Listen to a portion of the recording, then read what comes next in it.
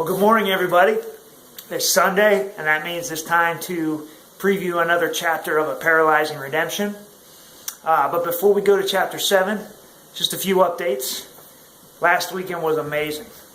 Being down in sunny Cape Coral, getting the opportunity to share this story with the people of Cape Coral was amazing. Got to hear some of their stories. Got to hear about how God is moving in that church down there. Got to pray with some people. And got to hear how this story was impacting some of them. So that was really cool, and it was all God thing. So thank you guys for keeping me in your prayers and for checking in on me from time to time. Thank you, Nick Golden, for being there. He was there with me every step of the way.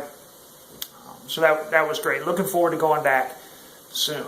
Also, the book, it's getting closer, right? So the Indians won last night, so sticking with the baseball theme, right? We're rounding third.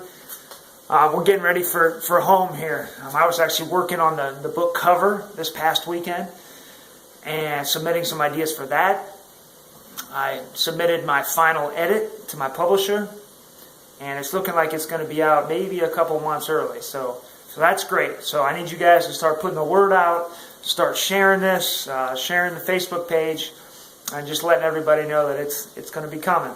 So, a little bit about Chapter 7.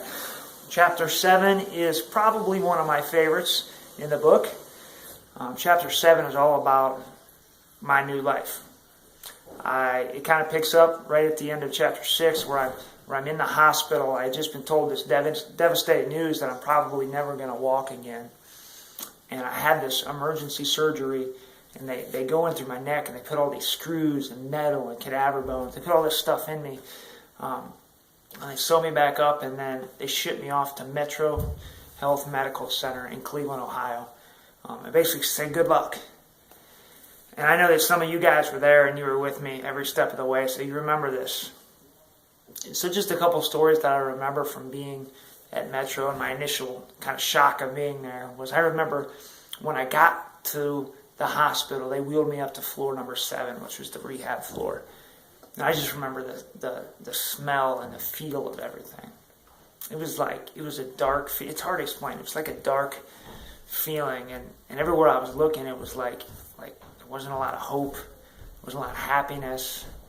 I looked to my left and there'd be somebody in a wheelchair. I looked to my right and there'd be somebody in a wheelchair. And they were all looking back at me trying to figure out my story. What was going on with me? So they finally wheeled me down into my room. And I remember laying in this bed and I can't move. And I just started crying.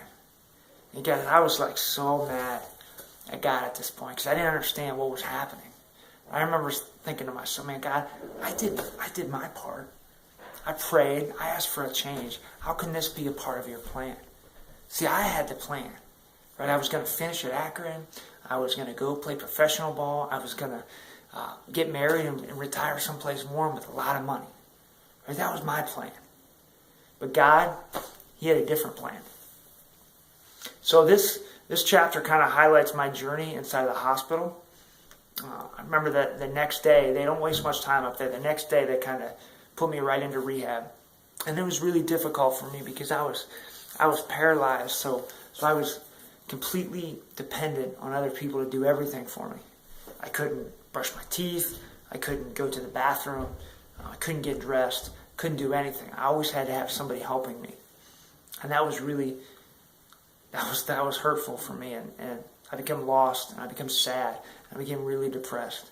I didn't understand what was going on. So here's how God operates. He sent someone in my life to help me in this time. This man, his name was Joe Harper. And Joe Harper and myself were about as far off as you can get. He was an aspiring rapper from downtown Cleveland. I was just a small country kid from Canal Fulton. But man, we came together and we were like best friends for that 2.5 months. Just a few highlights of Joe and I's time together that you're going to read about. There was a time that we stole power wheelchairs and took off outside of the hospital.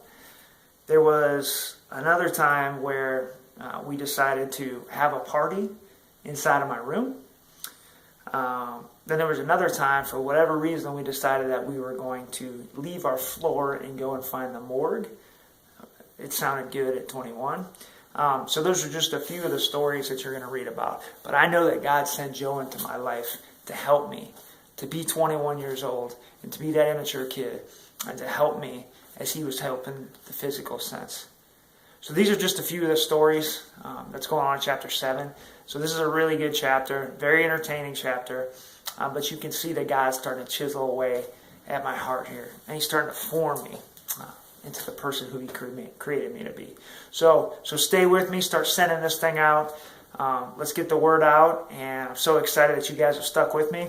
And we're almost at the home stretch here. So looking forward to next week. And I hope you guys will have a great week. Thanks, Facebook. Bye.